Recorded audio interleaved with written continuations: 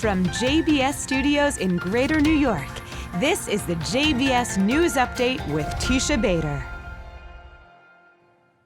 I'm Teisha Bader with the JBS News Update for Tuesday, February the 8th, 2022. 3 Palestinian terrorists in the West Bank responsible for a number of attacks and said to have been on their way to carry out another terror attack were neutralized by Israeli security forces. In a joint statement today, the Shin Bet Security Service, the military, and the border police said that a terrorist cell from the Nablus area was eliminated. The cell is responsible for a series of shooting attacks in the area against the Israel Defense Forces and Israeli civilians in recent weeks. The Times of Israel cites a police spokesperson saying that the Israeli forces saw the terrorists in their vehicle getting ready to shoot at them and opened fire, killing them. 2 M16 rifles were found in the terrorists' possession.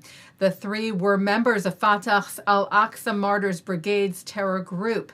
Israeli Prime Minister Naftali Bennett said after the operation today that the Israel National Counter-Terrorism Unit, the ISA, and the IDF, our forces have proven today once again that there is no immunity for terrorists. Whoever harms us will be harmed. A delegation from the United Arab Emirates Federal National Council made history yesterday as they visited Israel's parliament, the Knesset. The Knesset website shared that Speaker of the Knesset, Miki Levy, greeted the group, saying, "Welcome to Jerusalem, the city that is sacred to all sons of Abraham. It is a great honor to host you." The delegation is led by Chairman of the Defense, Interior, and Foreign Affairs Committee in the Council, Dr. Ali Rashid Al-Nuami, and includes fellow council members Sarah Falach-Naz and Marwan Al-Muhari. Levy spoke to the group on a number of issues, including Iran and the Israeli-Palestinian conflict.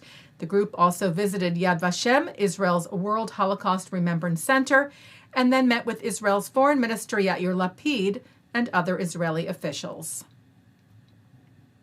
U.S. President Joe Biden's nominee for U.S. Special Envoy to monitor and combat anti-Semitism, Professor Deborah Lipstadt, finally had her day to testify before the Senate Foreign Relations Committee today, some 6 months after she was first tapped for the position. Lipstadt began her address thanking the senators on the committee and speaking of recent anti-Semitism. Being here is one of the great honors and great surprises of my life. I am nominated for a rather unusual ambassadorship. So with your permission, I begin with something rather unusual, a Hebrew blessing. Baruch atah Adonai, matir asurim. Blessed are you, God, who frees the captives. This blessing was recited by Jews worldwide when we heard of the escape from the Colleyville synagogue of the resourceful and brave captives. Many of us, fearing the worst, sat suspended over the void with another blessing at the ready. Baruch Dayan Emet. Blessed is the merciful judge. The blessing Jews traditionally recite upon hearing of a death, particularly an untimely, tragic one. Senators, this was no isolated incident. Increasingly, Jews have been singled out for slander, violence, and terrorism. Today's rise in anti-Semitism is staggering. Lipstadt concluded her remarks with a promise. Senators, if confirmed, I shall fight anti-Semitism worldwide without fear or favor, and with that one goal emblazoned before me, to make a difference. Lipstadt responded to a number of questions during the hearing as well, including from Democratic Senator Chris Van Hollen, who asked if she considers criticism of Israel to be anti-Semitic. I don't think any rational-minded person would think that criticism of Israeli policies is anti-Semitism. I do think there's certain things that cross the line into anti-Semitism, and criticism can often cross the line. Citing the IHRA's working definition of anti-Semitism as a helpful tool.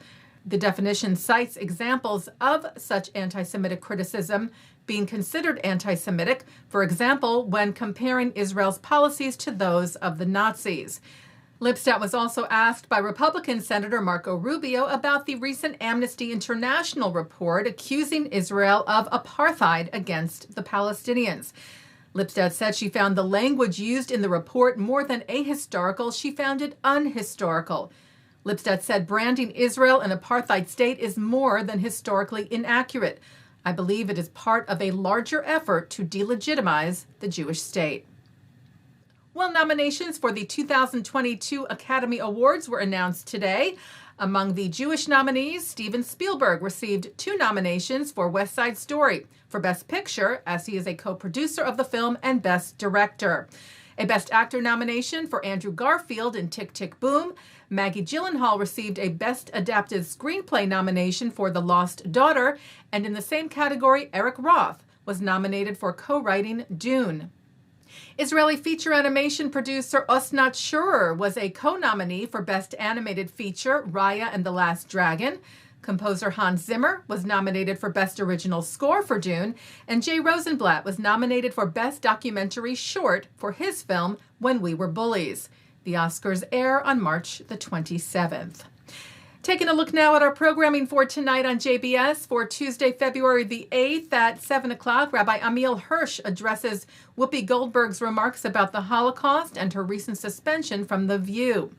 At 7:30, Ellie Cohanim spotlights the Jewish community of Oporto, Portugal.